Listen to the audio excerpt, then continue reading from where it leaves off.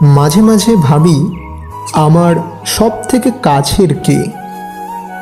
যখন মনে আনন্দ আসে তখন আমার ঘরের দেওয়াল, বন্ধ হয়ে যাওয়া দেওয়াল ঘড়ি, আমার বইপত্র সবই আমার বড্ড কাছের মনে হয়। যখন মনের কোথাও একটু মেঘ জমে আসে মনে হয় আকাশের ওই মেঘটাই আমার সব থেকে কাছের। না, হয়তোবা সেই সময় আমার প্রিয় ব্যালকনির ওই হলুদ ফুল গাছটাও আমার খুব কাছের। আবার কখনো যদি মনের কোনো জমা মেঘ থেকে দু এক পশলা বৃষ্টিও হয়, তখনও আমার ভীষণ কাছের হয় ওই বৃষ্টির জল লুকানোর জায়গা, আমার ডায়েরির পাতা, আমার কবিতার বই, আমার আঁকার খাতা, আরও অনেক ছোট ছোট বন্ধু।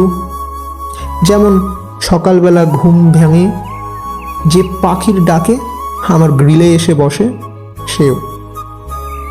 আবার কখনো যদি গোপনে মনের কোনোখানে ঝড় ওঠে, তখন আমার প্রিয় হয় চিলেকোঠার ছাদ।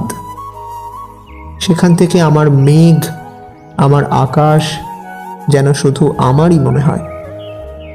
এটা লিখতে লিখতে মনে হলো এরা সবাই তো আমার ছোটবেলার বন্ধু।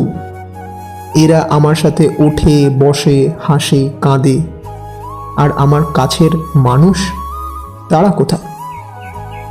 আছে, একজন আছে, না দুজন।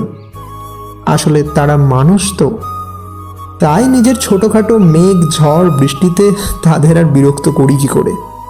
যাই হোক, তবে প্রশ্নের উত্তর এখনো ঝাপসা। মনের সব থেকে কাছে কে?